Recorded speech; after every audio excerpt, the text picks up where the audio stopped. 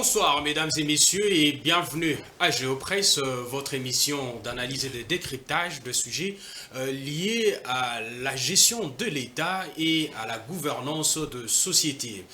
Pour ces nouveaux numéros dont j'ai le réel plaisir de vous présenter, nous allons tenter d'aborder des sujets qui défraient la chronique. Nous allons commencer d'abord avec l'amélioration de la qualité de vie à Kinshasa, capitale de la République démocratique du Congo. Comme vous le savez, la première ministre Judith Suminwa vole au secours du gouvernement provincial, excusez-moi. Et ensuite, nous allons parler de négociations sur la recherche d'une solution par rapport à la crise qui sévit dans la partie est de la République démocratique du Congo. Et comme nous le savons encore, la République démocratique du Congo et la République du Rwanda ont signé un accord de cessez-le-feu. Je ne suis pas seul pour aborder tous ces sujets. Je reçois des journalistes. J'ai à ma droite dans mon match, journaliste politique, que je salue. Bonjour Monsieur Jojo, bonjour à Monsieur Boanali et également à tous ceux qui nous suivront. Et à ma gauche, comme vient de le dire Moumat, c'est M. Dieudonné Boanali, journaliste économique au groupe de presse Géopolis Forum. Bonsoir. Bonsoir Jojo Moulamba, bonsoir à mon co-débatteur. Je fais un petit coucou à tous nos téléspectateurs, surtout les habitués des Géopresse. Voilà, merci. C'est parti pour 45 minutes. On va commencer avec la première rubrique, c'est la revue de presse.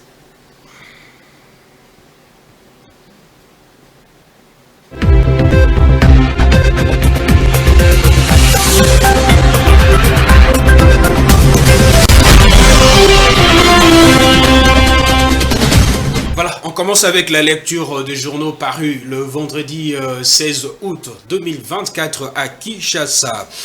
Prenons Géopolis Hebdo qui parle de la santé publique en République démocratique du Congo. 15 sur le 26 provinces touchées par monkeypox, alerte Roger et Kamba. D'après l'auteur de l'article, face à cette résurgence, le ministre de la Santé publique, Hygiène et Prévoyance sociale recommande le respect de gestes barrières, notamment le lavage de mains, la distanciation physique, la décontamination des véhicules, bureaux, embarquements et autres moyens de transport. En termes d'intervention, 3 axes constituent une priorité. Premièrement, la sensibilisation pour prévenir les contaminations, limiter la propagation, impliquer tout le monde dans la lutte. Deuxièmement, la prévention sanitaire qui passe par la vaccination. Le pays a besoin, note l'auteur de l'article, d'à peu près 3,5 millions de doses de vaccins parce que nous estimons que si nous vaccinons un peu plus de 2,5 millions de personnes dans notre pays, on pourrait stopper la maladie, a déclaré le ministre Samuel Roger Kamba Moulamba. Et troisièmement, poursuit l'auteur de l'article, la coordination, notamment la mise en place des groupes de travail, les suivis de surveillance de l'épidémiologie, renforcer l'impact de la riposte, maintenir le contrôle, activer l'unité nationale de communication en santé. Dans la même veine, Forum de As titre, la RDC enquête de 3 millions de doses vaccinales pour enrayer l'épidémie. D'après ces journaux de la 11e rue Lumété, toutes les maladies virales s'arrêtent presque toujours grâce à la vaccination. Nous estimons que si nous vaccinons à peu près 2,5 millions de personnes, nous pourrons stopper la propagation de la maladie. Pour cela, il nous faut 3 millions de doses de vaccins, car il existe un vaccin pour 2 enfants qui nécessite 2 doses, tandis que pour les adultes, une seule dose est requise, a-t-il précisé. Là, il s'agit du docteur Roger Kamba, ministre de la Santé. Et puis, dans un autre chapitre, la tempête des tropiques parle de la première ministre qui promet son appui à l'hôtel de ville de Kinshasa. pour ces journaux de la Gombe, la première ministre Judith Suminwa Tuluka a promis l'appui de son gouvernement à l'hôtel de ville de Kinshasa, ce qui ressort d'une séance de travail qu'elle a tenue le mercredi 14 août à la primature avec plusieurs ministres sectoriels ainsi que le gouverneur de la ville province de Kinshasa, Daniel Bumba Lubaki. D'après l'auteur de cet article, plusieurs secteurs ont été passés au peigne fin afin d'apporter la réponse aux plusieurs maux qui détériorent la qualité de la vie dans la capitale au cours de leurs échanges en ce qui concerne notamment la sécurité, le transport, la mobilité, les infrastructures routières ainsi que l'assainissement. Les diagnostics a été peu réluisant d'une manière globale, note les journaux. On passe à notre sujet. Là, on va lire Ouragan qui parle de 2 nouveaux jours de négociations entre Kinshasa et Kigali à Luanda. Ici, l'auteur note que le 11 et 12 août, les dirigeants africains s'étaient rendus d'abord à Kigali, puis à Kinshasa, où il a remis personnellement une proposition d'accord de paix au président Paul Kagame et Félix Tshisekedi. La convention vise à apaiser les tensions et à trouver une solution négociée au conflit qui ravage la région orientale de la République démocratique du Congo, note le journal, avant d'ajouter que la nouvelle réunion ministérielle de Luanda examinera cette proposition de paix dans le but d'établir une compréhension commune entre les deux nations. Les discussions devront aborder également le moyen de parvenir à une résolution pacifique du conflit, lequel s'est intensifié au fil de mois, mettant ainsi en péril la stabilité régionale. Voilà, c'en est fini pour cette revue de presse.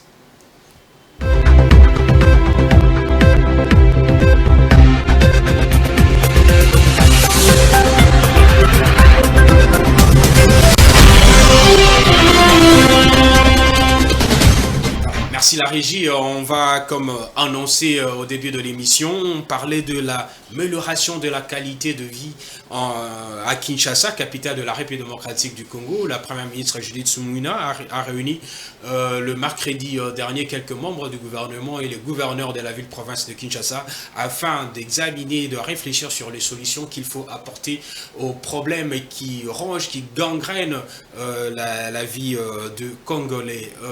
Dans le moment, la ville de Kinshasa fait face à plusieurs difficultés et la première ministre, qui est aussi responsable du gouvernement central, a réuni plusieurs membres du gouvernement pour réfléchir sur des solutions. Mais vous, comment voyez-vous Kinshasa d'abord? En fait, comme vous venez de le dire, Kinshasa, c'est une vaste étendue de terre qui s'étend sur 9965 km² au moins, ce qui représente 0,4% sur l'ensemble des 2 345 000 km² de notre pays. Mais malgré ces pourcentages-là, de 0,4% par rapport au territoire national, Kinshasa abrite aujourd'hui près de 17 millions d'habitants. Ce qui fait que Kinshasa, en des termes plus clairs, concentre plus de 11% de l'ensemble de la population congolaise. Voyez-vous déjà le contraste? Parce que selon les estimations du PNUD par exemple, aujourd'hui, la RDC compte 105 millions d'habitants. Donc la densité par kilomètre, elle est vraiment élevée. Très élevée. Et donc cela reflète également le problème ou le défi auquel est confrontée la ville-province. Vous avez des défis sécuritaires, vous avez des défis économiques, vous avez des défis en termes de gestion de déchets. Et donc, parce que tout ça est allé très vite, alors que les moyens dont dispose la ville sont très limités. Et vous vous souviendrez que depuis 2008, il a été dit, il a été noté et cela a été coulé dans une loi comme quoi le province devrait bénéficier de 40% de rétrocession à la source, ce qui n'est jamais arrivé. Et donc, ça pose bien évidemment, c'est un problème de plus qui s'ajoute à la ville. Donc, dans ces contextes-là, il était tout à fait normal, et c'est tout à fait normal que le gouvernement central puisse voler au secours de provinces, et en particulier ici, de la province de Kinshasa.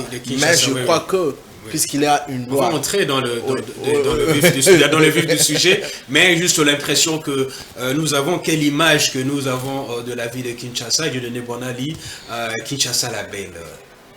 C'est Kinshasa la belle aujourd'hui, c'est Kinshasa sécurisé aujourd'hui, c'est Kinshasa avec des moyens de mobilité adéquats. Bon, mon estimé confrère Momat a déjà planté les décors en donnant quelques statistiques sur la ville de Kinshasa. Nous avons près de 10 000 km², une population de 17 millions d'habitants selon les estimations. Si vous faites les ratios, vous avez 17 millions sur 10 000 km². Vous avez au moins 1700 personnes par km². Hein? Ça sont les estimations, mais il est vrai que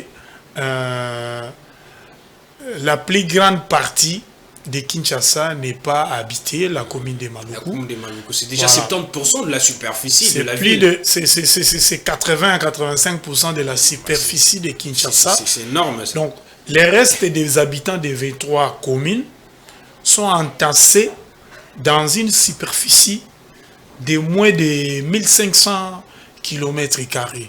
Et ça pose de sérieux problèmes de mobilité, de sécurité, d'assainissement, de transports urbains, même des politiques urbaines. Maintenant, si vous comparez Kinshasa aux autres grandes villes africaines comme Lagos, vous avez Johannesburg, vous avez aussi, Abidjan, vous avez les Caire, vous allez voir que dans ces villes-là, l'État a anticipé l'explosion démographique en construisant des infrastructures. Si vous allez aujourd'hui en Égypte, plus précisément au Caire, vous allez voir que l'État égyptien est tenté de construire les Caire 2, dont la deuxième plus grande ville du Caire, pour essayer un peu d'équilibrer les choses. Vous allez au Sénégal aussi. Vous allez à Dakar, il y a Damiadio. Vous allez à Abidjan. L'État amène l'urbanisation, la modernité vers les quartiers pauvres, les communes les plus populaires. Mais comparativement à ces États-là, à Kinshasa, vous allez voir Gombe qui est très urbanisé. C'est à Gombe qu'on amène encore des gratte-ciel, qu'on amène encore le surplus de modernité. Mais quand vous allez en alors Gaba, il y a de vieilleries, hein, souvent c'est même... Oui, il y a même des vieilleries, il y a même des bâtisses à Gombe qu'il faut détruire. Vous allez en Gaba, vous trouvez, il n'y a pas de route asphaltée.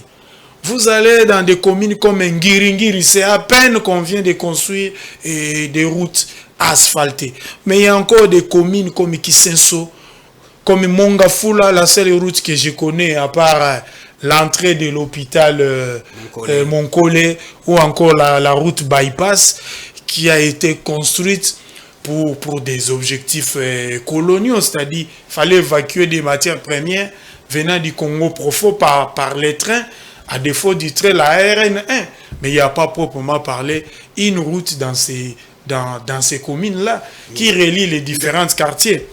Je reviens sur ce que vous avez annoncé dans la revue de presse.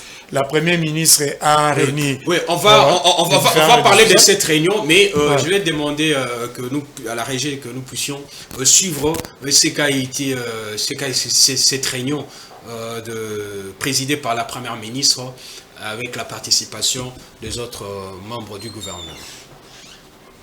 Cette réunion a passé au peigne fin les différents mots qui rongent la qualité de la vie à Kinshasa, capitale de la RDC. Après avoir posé le diagnostic d'une situation peu reluisante, la première ministre a décidé que le gouvernement central vienne en appui à la capitale, siège des institutions considérées comme le miroir de la République. Madame le Premier ministre a tenu à ce que le gouvernement central sur toutes ces questions viennent en appui à la ville de Kinshasa parce que c'est la capitale, c'est le siège de toutes les institutions, mais aussi que la population, les Kinois et Kinoises, traverse des moments assez particuliers et difficiles et qu'elle en a été interpellée. Et vu aussi les difficultés que traverse la ville, le gouvernorat, il était important que ce miroir de la République démocratique du Congo soit soutenu. S'agissant de la sécurité des Kinois, il a été évoqué l'urgence de renforcer les capacités opérationnelles de la police à Kinshasa, puis dans le reste du pays ensuite. Invité à cette réunion, le gouverneur de la ville-province de Kinshasa a loué l'initiative de la première ministre qui a décidé de voler au secours de son gouvernement provincial afin de juguler les maux qui rongent la capitale. Alors, nous avons évoqué des questions relatives à la sécurité, de la mobilité urbaine, par le transport, nous avons évoqué les questions d'assainissement et nous avons évoqué aussi les questions d'infrastructures routières. Donc, de tout ce qui a été dégagé, alors l'accompagnement en toute efficacité, avec des moyens très appropriés du gouvernement central par rapport aux opérations que nous avons commencé à mener de la ville, sera justement bientôt, ces problèmes auront des solutions et seront jugulés au bénéfice de Kinoises et Kinois. La première ministre qui tient à l'aménagement des villes a inscrit cette question au 3e pilier de son programme d'action. Pour la chef du gouvernement, la modernisation des infrastructures de transport et l'aménagement du territoire jouent un rôle essentiel dans la stimulation de la croissance économique, l'amélioration de la qualité de vie et la promotion du développement durable. Voilà, nous venons de suivre la réunion présidée par la première ministre Judith Suminwa. Mais Dieudonné Bonani, puisque vous abordiez cette question, que pensez-vous, puisque des solutions ont été proposées, des solutions qu'il faut appliquer pour faire face aux difficultés ou surmonter les difficultés qui rongent la capitale congolaise? Il faut renforcer l'effectif de la police, donc les mesures, les dispositifs sécuritaires, et aussi améliorer les conditions de transport dans la ville. Bon, déjà, je constate ces images qu'il y a certains membres du gouvernement importants qui sont absents au cours de cette réunion. Nous aimerions voir à l'avenir que ces membres-là soient présents. Vous avez employé un mot, Kinshasa, miroir de la République démocratique du Congo, vitrine de la République, mais cette vitrine est dans les noirs. Cette vitrine, dans cette vitrine, il manque de l'eau potable, l'eau pour se laver, l'eau pour faire la vaisselle, l'eau pour même l'eau à boire. On a parlé de la sécurité, des transports en commun, la mobilité urbaine, les infrastructures routières, ainsi que l'assainissement. J'aimerais que prochainement qu'on puisse inviter les ministres des ressources hydrauliques et de l'électricité. Parce que on ne peut pas comprendre dans une ville qui a un triple statut, c'est-à-dire c'est la capitale de la République, c'est une province, c'est aussi une ville à part entière comme les autres grandes villes de la République démocratique du Congo, qu'au XXIe siècle, on trouve plus de 17 millions d'habitants qui vivent sans électricité, sans l'eau potable. C'est inconcevable. Dans une ville où les gens sont incapables de s'émouvoir, d'évacuer librement à leurs occupations. Surtout par rapport aux contraintes de mobilité, nous sommes déjà dans une ville de plus d'1 million d'habitants. Or, les standards internationaux voudraient que la ville qui compte plus d'1 million d'habitants puisse disposer de trains. Mais nous, voilà. Kinshasa, c'est déjà 20 millions, près de 20 millions. Vous l'avez compris. Et si vous regardez, je commence à analyser les problèmes un par un. On prend la sécurité. Quel est le ratio de notre système de sécurité? Selon les normes et les standards internationaux, nous devons avoir combien de policiers pour combien d'habitants? Déjà, les ratios nombre d'habitants à Kinshasa et nombre de policiers posent problème. Vous trouvez dans des communes, des quartiers où il y a pratiquement l'absence des policiers. Vous trouvez aussi des zones et des coins de la capitale où il y a les surplus des policiers, des agents de circulation routière. On peut trouver aussi de policiers, mais qui sont en petit nombre. Qui sont aussi à petit nombre, c'est-à-dire leur affectation géographique n'est pas bonne. Vous regardez même l'emplacement des commissariats, l'emplacement même de nos communes, de nos municipalités pose problème. Regardez là où se trouve la commune de Selembao. Mais cette commune, cette municipalité-là, les bureaux du bourgmestre devaient se retrouver au cœur, au centre même de la commune. Donc, ça pose un sérieux problème. Vous regardez au niveau des transports. Les transports en commun a été laissé totalement à l'abandon. Ce sont les privés qui font la loi. Qui règnent en maître. Qui règnent en maître. Ils fixent leurs tarifs comme ils veulent. Pour la même destination, vous trouvez 10, 20 tarifs. Comment comprendre ça dans une ville comme Kinshasa? Les infrastructures, bon, je me demande où sont passés les fameux programmes Kinshasa 0 trou, Kinshasa 0 nid de poule. Mais aujourd'hui, si vous circulez dans la ville de Kinshasa, vous trouvez encore des routes où il y a de nombreux nids de poules, des routes qui sont devenues impraticables, qui n'existent que des noms. Il y a une route appelée Kassai. Je ne sais pas si cette route-là... Est-ce qu'aujourd'hui, d'ailleurs, on peut parler de route le nom de la région où le président de la République est originaire. Il y a l'avenue Kassavoub aussi. Non. Voilà, je termine. On a eu un gouverneur, Gentini Ngobila, qui a construit des avenues ici, qui les a réhabilitées. Il a même débaptisé l'avenue des Huileries pour la renommer l'avenue Félix Tshisekedi. Mais j'aurais aimé l'avenue qui porte le nom de la province d'origine du chef de l'État, Félix Antoine Tshisekedi. C'est l'avenue Kassai. Cette avenue-là... Et l'avenue du premier président aussi. Voilà l'avenue du premier président. Kassavoubou. Voilà, Kassavoubou. Depuis que Ngobila a régné dans cette ville jusqu'à partir, l'avenue Kassai n'a jamais été réhabilitée, n'a jamais été prévue dans les programmes. Et le président de la République vient d'avoir encore les nouveaux quinquennats. Je me demande, mais cette avenue-là... Le gouverneur Bumba va c'était des avenues qui aidaient. Vous avez l'avenue Kassai, vous avez l'avenue Wangata, vous avez l'avenue Bokassa. C'était des plateaux, c'était des avenues qui jouaient beaucoup de rôles dans la mobilité urbaine à Kinshasa. Depuis qu'on a abandonné ces avenues, regardez comment se trouve notre ville, comment nous nous circulons dans la ville. D'accord, dans mon matin. Il y a des problèmes sérieux pour arriver en ville et quitter la ville. C'est vraiment pénible.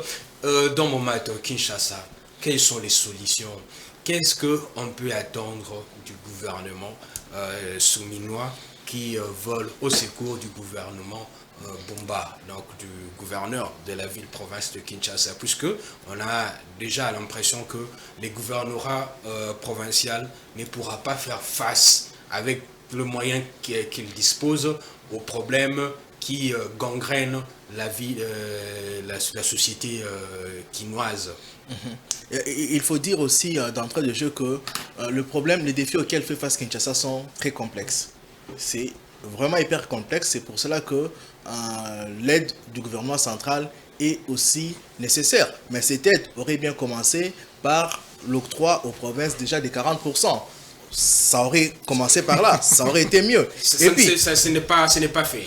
Oui, bon, le gouvernement évoque ces raisons que la raison ignore, mais bon, c'est aussi pour ça que les arguments sont faits. Allons-y par piliers, selon que le gouverneur l'a dit, les a énumérés dans son intervention. Revenons sur la construction, les infrastructures routières par exemple. Aujourd'hui à Kinshasa, il faut se le dire, il n'y a presque plus de routes viables. Presque toutes les routes sont en état de délabrement. Et lorsque ces routes ne sont pas en état de délabrement, comme Flambeau derrière nous, comme Kassai qu'on évoquait tout à l'heure, ces routes sont mal entretenues. Prenez poids lourd. Poids lourd, vous pouvez vous reconnaître, vous localiser sur poids lourd les yeux fermés, mais grâce aux mauvaises odeurs. Donc vous savez que si vous arrivez au niveau quelque part où il y a l'odeur c'est une maladie, ça. Où il y a l'odeur des matières fécales, des matières fécales, c'est que vous êtes au niveau des Baramoto. quand il y a l'odeur des évacuations qui viennent des toilettes, lorsque vous êtes entre Iveco et BAT, lorsque ce sont des odeurs qui vous piquent davantage, c'est que vous êtes au niveau de la Bralima. Donc, comme ça. Donc, on n'a plus de route. Mais malheureusement, il y a des routes... Mais ça, c'est au vu et au su des inspecteurs environnementaux. Au vu et au su de tout le monde. Pourtant, dans la commune de Kingabwa, dans la commune de Limete, par exemple, à Kingabwa, et dans d'autres communes, hein, le gouvernement avait déjà demandé à certaines entreprises, avait sollicité certaines entreprises à commencer les travaux. Les travaux ont été amorcés. On avait demandé à ces entreprises-là de préfinancer à hauteur de 30% les travaux. Ça a été fait, mais aujourd'hui, le gouvernement n'a même pas déboursé un seul franc pour ces entreprises-là et les travaux sont à l'arrêt depuis 2 mois. Je crois que l'une des pistes de solutions serait pour la première ministre de payer ces entreprises pour qu'elles terminent les travaux qu'elles avaient entrepris. C'est déjà une piste de solution. La sécurité, on a évoqué le ratio de l'effectif. Il y a aussi des problèmes simples qui se posent dans la société congolaise. C'est que nos militaires, nos policiers plutôt ne sont pas motivés, n'ont pas la bonne motivation, n'ont pas les outils de travail nécessaires. Aujourd'hui, lorsqu'on parle du phénomène Kuluna, parfois ces jeunes-là, ils entrent dans des coins où vous ne pouvez pas aller avec des jeeps. Il faut des motos. Ou vous ne pouvez pas y accéder seul. Il faut être bien armé. Or, parfois, nos policiers, vous pouvez faire appel à eux et vous disent que non, on n'a pas d'armes ici à la poste. Et puis, dans nos quartiers, là, nos policiers, et dans certains quartiers... Non, ils demandent aussi la mobilité. La mobilité. C'est la réponse récurrente. Oui, parce qu'ils n'ont pas des frais pour travailler, bien que eux aussi, ils peuvent générer des recettes avec... mal gérées. Oui. Il y a aussi un autre problème, c'est que nos policiers sont devenus des amis au Kuluna. Ok? Ils sont devenus des amis au Kuluna parce que vous avez... Certains. Vous avez... Oui, certains. Hein. Vous avez des brebis galaises, il y a aussi des bons enfants. Vous vivez dans des quartiers où vous avez le même policier depuis 5 ans. Ils se sont familiarisés avec tout le monde. Si bien que lorsque je dois porter plainte contre M. Jojo, le policier va me dire, mais... ça petit naïo à quartier, trop salé. Il faut l'une des solutions là pour la sécurité, au-delà de doter la police de moyens, au-delà de renforcer l'effectif, il faut qu'il y ait changement des policiers chaque 2 ans, chaque 3 ans.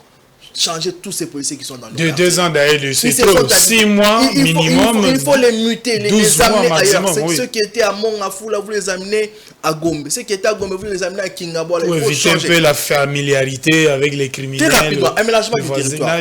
Aménagement du territoire. Monsieur Bona, il l'a dit tout à l'heure. Peut-être que les gens ne voient pas. Je vais vous donner quelques... Je vais essayer de rentrer dans ce qu'il a évoqué tout à l'heure et montrer aux gens que nous ne sommes pas en train de parler des choses pour le dire. Au Caire, par exemple, vous allez dans le plateau de Gizeh. Le plateau de Gizeh, c'est au Caire, mais c'est un peu... Il y a quand même une distance entre le vrai Caire et le plateau de Gizeh, même si c'est dans la même ville. Mais on a aménagé de nouveaux quartiers. Ok? Parce que Caire, effectivement, lorsque vous y allez, c'est vraiment une ville où, même en y circulant, vous sentez qu'il y a une surpopulation. Mais il nous a été miroité ici le projet Kitoko aussi. C'était inspiré du projet Nouvelle Caire. Malheureusement, cela démontre peut-être du manque de sérieux de la part de nos gouvernants. Du manque de sérieux de la part de nos gouvernants. Je vais en venir.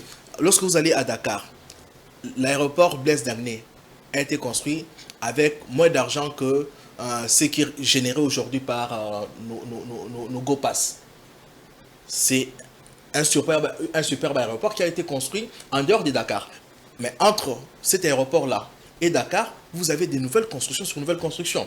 Lorsque vous allez à Abidjan, vous prenez entre Abidjan et le Grand Bassam, une autre ville de la Côte d'Ivoire. Ce sont de nouvelles constructions. Lorsque vous avez été en Éthiopie il y a 5 ans, si vous y repassez aujourd'hui, juste à l'aéroport, vous voyez que la ville a changé.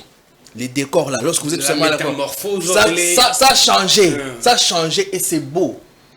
Malheureusement, nous, lorsqu'on doit construire des centres financiers à la Gombe, Lorsqu'on doit construire... Les grands marchés modernes. Stade Arena, Lingwala, autour du palais du peuple. Lorsqu'on doit construire les musées triomphal. Pourtant, on l'a dit, nous avons Maluku. Nous avons Maluku. Maluku, c'est Kinshasa d'ailleurs. Oui, nous avons Maluku. Pourquoi ne pas commencer des grandes constructions, de constructions modernes à Maluku? Puisqu'on l'a dit, on l'a évoqué, Kinshasa, l'un des mots de Kinshasa, c'est d'abord la surpopulation. C'est la surpopulation qui engendre la question de mobilité. C'est la surpopulation qui engendre des problèmes d'assainissement. Parce que tout le monde jette n'importe où, n'importe quand. La surpopulation engendre des constructions anarchiques. Parce que tout le monde veut rester autour de Gombe. Regardez tous les caniveaux qui existaient. On les a bouchés par les constructions anarchiques. Et même le rail. Pour le et même les rails, lorsque vous construisez prenez dessus. Et l'une des solutions pour la mobilité, on l'a dit, pour une ville comme Kinshasa, vous pouvez susciter ou renforcer Transco qui donne tantôt des signes de mort, tantôt des signes de vie. Vous pouvez le renforcer. S'il n'y a pas de train, nous n'allons pas nous en sortir. Toutes les grandes villes au monde sont organisées autour du train. Et même le pays. Lorsque vous allez par exemple aux Pays-Bas, il y a une ville qu'on appelle Utrecht. Okay? Utrecht, c'est comme le victoire du Pays-Bas. C'est-à-dire que le train qui vient de n'importe quelle autre ville passe par Utrecht pour répartir dans d'autres villes. C'est là où il y a la connexion. Et cela permet que quelqu'un peut travailler. Lorsque les gens y aillent, nous y avons été. Vous travaillez le matin. Le matin, vous êtes à Kinshasa, vous travaillez. Et le soir, vous rentrez à Matadi. À Matadi. Voilà. Et donc, il faut d'abord insérer de la part du gouvernement. Le gouvernement, il y a des choses qui avaient été entamées, comme il faut liquider l'argent des entreprises qui avaient commencé les travaux pour qu'ils poursuivent.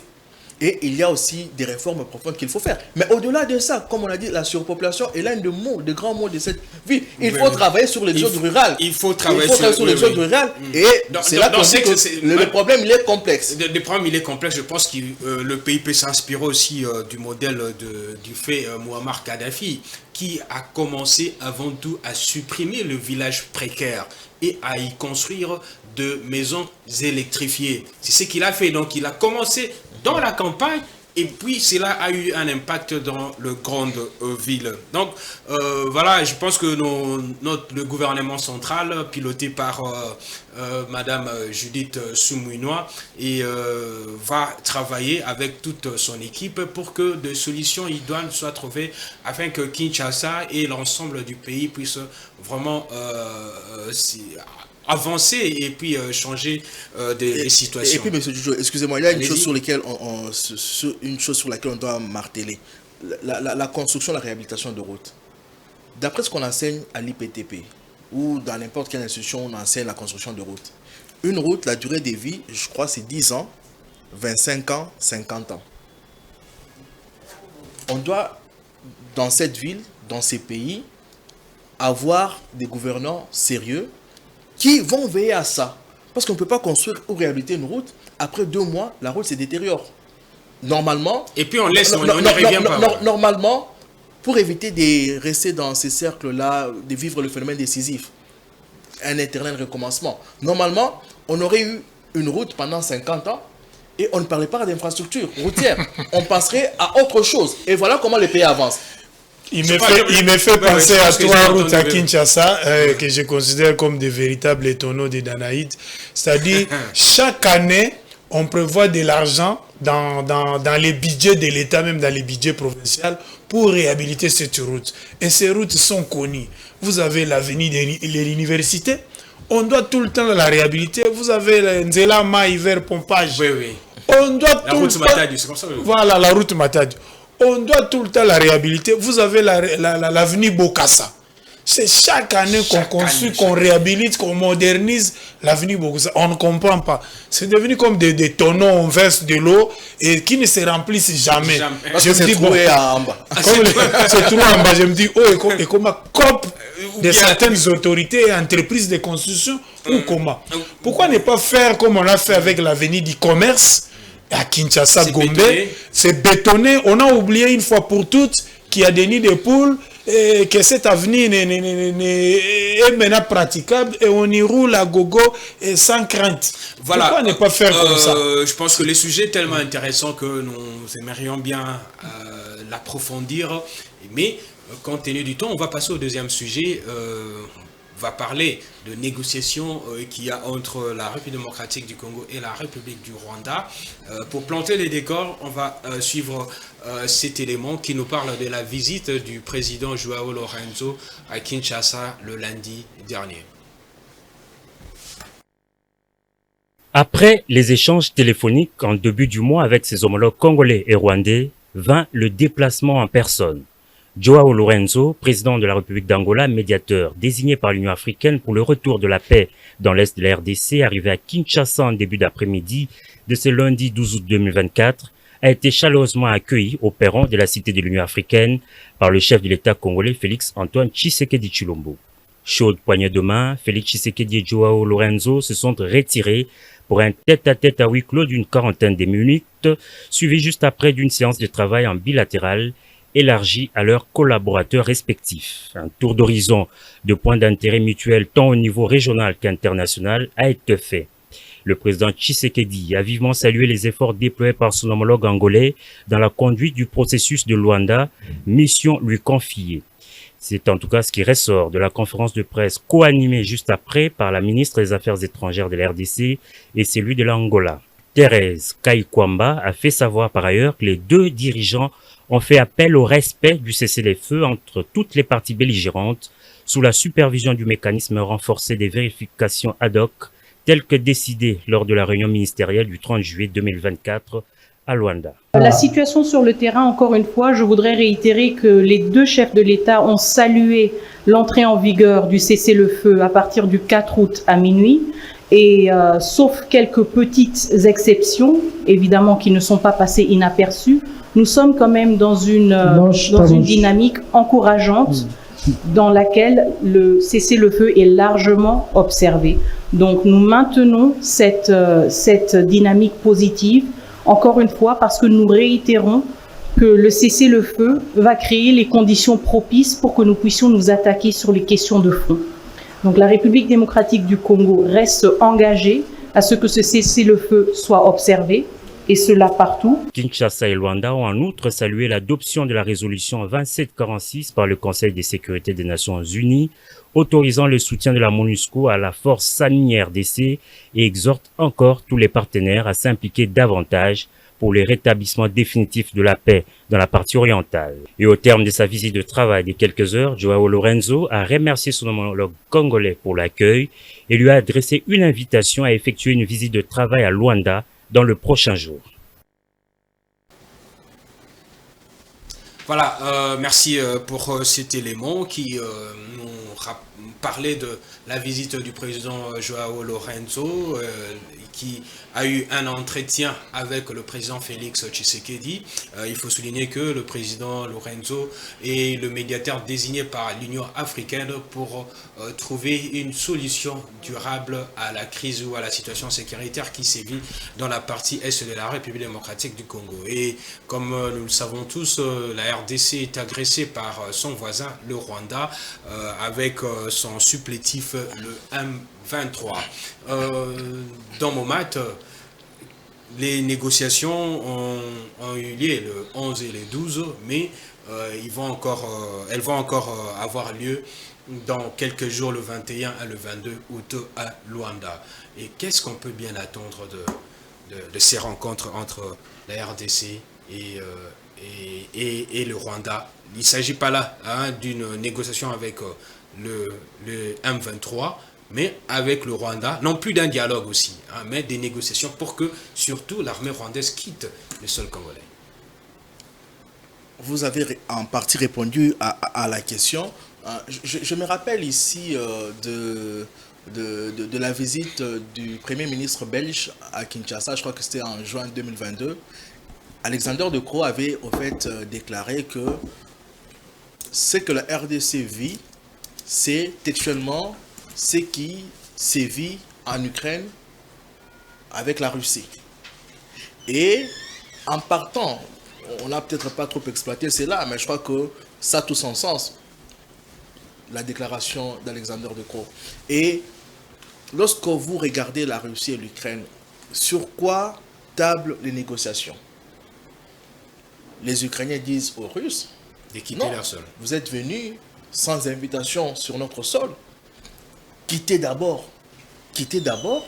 Et ensuite, nous pourrions négocier pour connaître quelles sont vos motivations, vos craintes, etc. Mais en étant un pays souverain, quittez d'abord. Et je crois que c'est ce que la RDC cherche également dans ces négociations, parce que on est tous conscients, les rapports des experts des Nations Unies l'ont attesté, derrière le M23 se cache, derrière le fameux M23, se cache tout simplement le Rwanda. Et donc, si le M23 a conquis autant de territoires de notre pays, dans le Rutshuru et ailleurs, c'est le Rwanda qui est à pied d'œuvre. Et donc, notre souci, c'est de voir le Rwanda quitter avant tout notre territoire. Et le Rwanda, bien sûr, a ses intérêts. Vous vous rappellerez, selon l'analyse de certains experts, ils ont dit que le Rwanda a surtout été motivé à déclencher cette guerre au vu du rapprochement orchestré par la RDC avec l'Ouganda. Le Rwanda a vu ses intérêts économiques menacés. Et donc, nous n'allons pas... donc le prétexte FDLR, c'est la guerre, ce n'est plus ça. Bien sûr, lorsque vous avez suivi la proposition faite par Kagame à Lourenço, on parle de s'attaquer aux causes profondes et s'attaquer au M23 et au FDLR. Mais je crois que le FDLR, c'est ce qu'on appelle le générique qu'on nous a toujours balancé. Mais en réalité, on sait qu'on a toujours dit ici, la guerre à l'Est est une guerre économique. Est une guerre économique. Et c'est comme ça que même le président Félix Tshisekedi, en prenant le pouvoir, a été sur le terrain de l'économie, de la diplomatie économique, en offrant au Rwanda un certain nombre d'avantages, en pensant calmer nos amis rwandais, la petite Rwandais, qui se sont toujours montrés très gourmands depuis qu'ils ont posé le pied pour la première fois ici en tant qu'envahisseurs. Et donc en 1998, le 2 août, ils se sont toujours montrés un peu plus gloutons. Et donc, ça n'a pas marché. Ça revient à notre pays de voir dans quelle mesure... non pas céder à ces caprices-là, mais comment faire en sorte que nous puissions avoir la paix. Mais lorsque j'évoquais l'exemple de l'Ukraine, c'est pour nous ramener à l'Ukraine. Aujourd'hui, qu'est-ce que l'Ukraine a fait? L'Ukraine a dit, bon, pour amener la Russie à bien négocier, je dois lui donner un bon coup. Et c'est là qu'on a toujours parlé, c'est là qu'on a toujours parlé, c'est là qu'on a toujours évoqué. Il y a de nettes différences. Je ne parle pas de la guerre, je ne parle pas de la guerre, de ramener la guerre au Rwanda, etc. Mais je dis tout simplement que lorsque vous allez négocier, il faut avoir quelque chose à donner. Il faut monter les enchères. Il faut peser pour avoir ce que l'on désire. Sinon, lorsque vous ne pesez pas, on va tout vous ravir jusqu'à vous ravir votre propre culotte. Oui, Dieudonné Bouanali, qu'est-ce qu'on peut bien entendre de dirigeants congolais? Puisqu'il a été aussi critiqué lorsque l'accord de cessez-le-feu a été rendu public, plusieurs analystes ont déclaré qu'il n'y a pas le nom de M23 ni de Rwanda dans les derniers communiqués là. Qu'est-ce qu'on peut bien entendre? Bon, je vais d'abord saluer les excellentes relations qui existent sur l'axe Kinshasa-Luanda. L'Angola, c'est un grand pays de la région. Certains analystes l'appellent même les gendarmes de l'Afrique australe ou de la sous-région des Grands Lacs. C'est un pays qui a obtenu son indépendance vers les années 70, suivi par après de 25 années de guerre. Donc c'est un pays... Des guerres civiles. Ouais, des guerres civiles entre l'INITA et de Savimbi et les MPLA de Dos Santos. C'est un pays qui a une grande expérience de la guerre, dans l'art de la guerre. C'est un pays aussi qui dispose de forces de défense et de sécurité qui forcent respect. qui pousse même les voisins à ne pas tenter d'envahir son territoire. C'est un pays qui se développe aussi, c'est l'un des modèles de développement économique Il se dispute même la place du premier producteur du pétrole voilà. avec le Nigeria. C'est sur les plans miniers, l'Angola produit les diamants industriels. C'est un grand pays pétrolier avec sa plus grande entreprise publique, la Sonangol, avec un budget dépassant les 25 milliards de dollars. Voilà, c'est pour vous dire que ce n'est pas n'importe quel pays qui fait l'intermédiation dans les conflits entre la République démocratique du Congo et le Rwanda. C'est aussi un pays qui connaît mieux la région. C'est un pays qui fait partie aussi de la SADC. Je pense en Afrique, à part la CEDEAO et la SADC, je ne vois pas quelles sont les autres organisations sous-régionales qui peuvent concurrencer vraiment ces organisations économiques-là.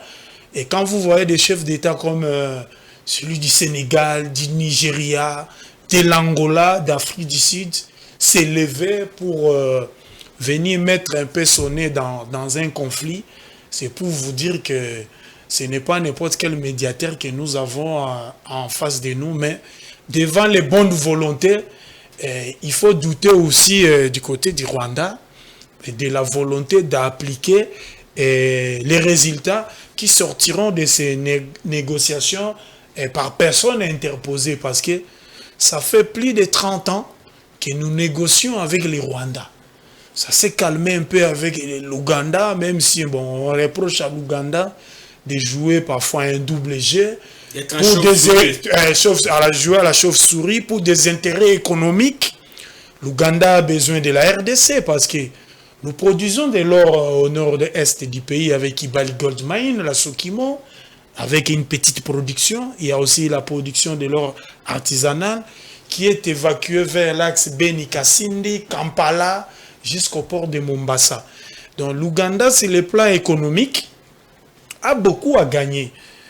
Et vous semblez ignorer que l'Ouganda vend beaucoup de biens, dont les boissons gazeuses, les bières et d'autres matériaux de construction que le ministre du Commerce extérieur, Julien Paluku, a interdit pour l'espace Katanga.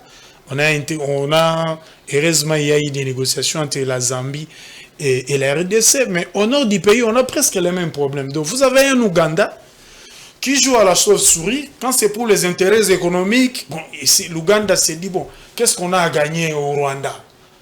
Avec la RDC, on gagne beaucoup. Une partie de notre budget, de nos recettes, proviennent de nos relations commerciales bilatérales avec la RDC. Mais pour des raisons politiques et sécuritaires, il faut protéger les régimes Museveni.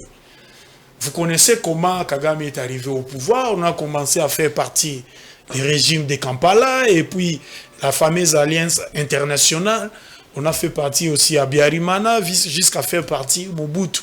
Donc il y a une sorte de sainte alliance que l'Ouganda ne peut jamais violer, briser avec les Rwandais. Voilà la situation dans laquelle se trouve un peu l'Ouganda. Les intérêts économiques à gauche, les intérêts sécuritaires et politiques à droite. Mais heureusement, l'Ouganda ne se comporte pas comme, au même titre à 100% comme les Rwandais. Bon, moi je me demande combien de fois doit-on négocier avec les Rwandais. Il y a eu le fameux accord d'Addis Abeba que nous semblons oublier, qui nous a poussé même à mettre en place au niveau des pays les fameuses structures appelées mécanismes national de suivi de l'accord cadre d'Addis Abeba. Où est-ce qu'on a... Il y a un mécanisme national et régional. C'est classé dans les tiroirs de l'histoire. On nous a amené encore Nairobi avec l'ancien président Kenya qui a été remplacé par Uhuru Kenyatta, remplacé par Ruto. Celui-ci, bon, selon les analystes, il ne comprend pas encore les enjeux sous-régionaux et régionaux sur le plan Afrique. Sur le plan africain, c'est un homme d'affaires il a aussi sa propre vision des enjeux. Donc, avec Ruto, je ne crois pas au retour de la paix dans la région des Grands Lacs. Mais avec Lourenço, d'ailleurs, oui. l'accord là, la RDC y a mis une croix. Et puis, l'accord de Nairobi, la RDC l'a mis une croix. C'est ce qu'il avait dit lors d'une de ses sorties médiatiques, que pour moi, Nairobi, il faut oublier. Donc, au même titre qu'on a oublié Addis Abeba, on a oublié Nairobi. Maintenant, Kinshasa campe sur l'accord de Luanda. C'est l'accord et les processus qui sont soutenus par la communauté internationale. Quand vous regardez l'Union européenne, quand vous suivez les ambassadeurs accrédités ici à la République démocratique du Congo, quand vous suivez même Blinken, les États-Unis, tout le monde parle de Luanda. Le Rwanda a essayé un peu de s'en écarter, mais Dieu merci, le Rwanda est revenu sur la table de Luanda parce que la table de Luanda nous épargne, nous, la RDC, du chantage, du schéma déjà tracé, c'est-à-dire tous les 5 ans, à chaque cycle, il faut une rébellion.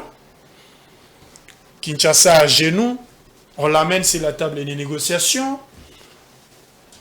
On met fin au processus de démocratisation du pays, amorcé depuis 1990. On fait table rase. On met en place un gouvernement national. On intègre les rebelles. On bombarde les gens des gardes, des grades de colonels, généraux, et puis on les insère dans l'armée. Et puis ça favorise les infiltrations. Donc, on revient à la case de départ. Donc heureusement, le président il faut négocier sur les départs des troupes rwandaises. Mais oui, aussi, heureusement, l'actuelle administration, l'administration Tshisekedi a compris. Cette administration s'est écartée aussi de ces schémas-là. Donc nous, notre vrai adversaire, l'arbre qui cache la forêt, Kinshasa l'a dit tout haut, c'est le Rwanda. Nous n'allons pas négocier avec les rebelles. Sauf dans les accords. Je termine, on va tout négocier sauf le signer des accords. Je termine par vous dire ceci. Si Kinshasa a vraiment intérêt à négocier avec les rebelles, que ce soit du M23 ou de l'AFC, vous croyez qu'on allait avoir ces procès qu'on a eu, où on a vu qu'on a condamné tous les dirigeants de l'AFC, tous les dirigeants du M23, et certains de ces dirigeants les condamnés dans les deux mouvements-là sont aussi condamnés par la communauté internationale. Il y a même des comptes bancaires, on parle des comptes bancaires et des biens saisis. Nanga, c'est depuis longtemps. Mais lorsque vous suivez... si on doit dialoguer avec, on va dialoguer avec quelqu'un qui est condamné, mais il ne va pas venir sur la table de négociation. Lorsque vous suivez ce que vient de dire tout à l'heure M. Dieudonné Boinali, vous comprenez que votre question est très pertinente et ça mérite que nous puissions nous la poser. Sur quoi va-t-on négocier? Parce que au Rwanda, on a presque tout donné. Lorsque M. Boinali dit que l'Ouganda privilégie ses intérêts économiques, parfois avec la RDC, et puis après, au nom de la Sainte Alliance qui existerait entre Kagame et Museveni, on ne sait pas trop aller loin, mais le Rwanda vit principalement de trois sources de revenus. C'est le tourisme, les génocides et puis l'agriculture. Non, c'est les génocides. C'est l'aide internationale. L'aide internationale, les génocides, l'aide internationale et tout ce qui vient de la RDC qui passe par le Rwanda. C'est ce qui alimente l'économie rwandaise. Voyez-vous, tout le minerai qui quitte la RDC illicitement sont sanctifiés, puisque nous parlons ici de Sainte Alliance, disons aussi que nos minerais sont sanctifiés par les raffineries. Sont sanctifiés au Rwanda pour être exportés ailleurs. Et donc, on ne sait pas comprendre avec tous les avantages qu'il a, même quand on a voulu le rendre officiel, parce qu'on sait que c'est officieux. Même quand on a voulu le rendre officiel, on a vu que ça n'a pas contenté M. Kagame, qui a tout fait voler en éclats. On se demande, au final, qu'est-ce qu'il veut? Que veut le Rwanda? Et là, certains analystes vont jusqu'à dire que voilà, le Rwanda tient à tout prix à l'administration à avoir une mainmise sur une partie de la RDC. Voilà, Dieudonné Boinali dans mon match. Il ne faut pas oublier aussi qu'il y a des projets de développement qui fâchent du côté de Kigali. la fameuse route transnationale et internationale qui doit venir du Kenya, et passer par l'Ouganda et puis la RDC. Parce que si vous construisez une route à partir de l'est de la RDC vers le Rwanda, ça amène où? Mais il y a des routes qui mènent vers, par exemple, les ports de Dar es Salaam, les ports de Mombasa au Kenya. Et puis l'Ouganda a compris, c'est mieux de commercer avec la RDC, de ne pas faire la guerre. D'accord, merci Dieudonné Bonali. Alors, je dois vous remercier pour vos analyses pertinentes, pour le temps que vous avez disposé afin de parler ou d'analyser ou de décrypter le vrai laisser problème qui ronge la société congolaise. Merci à la régie, John Gandou, Giscard Ntamba, Alice Pemba. Ça n'a pas été facile, voilà, réaliser cette émission. Merci à vous, fidèles téléspectateurs aussi. Restez branchés sur le programme de Géopolis TV.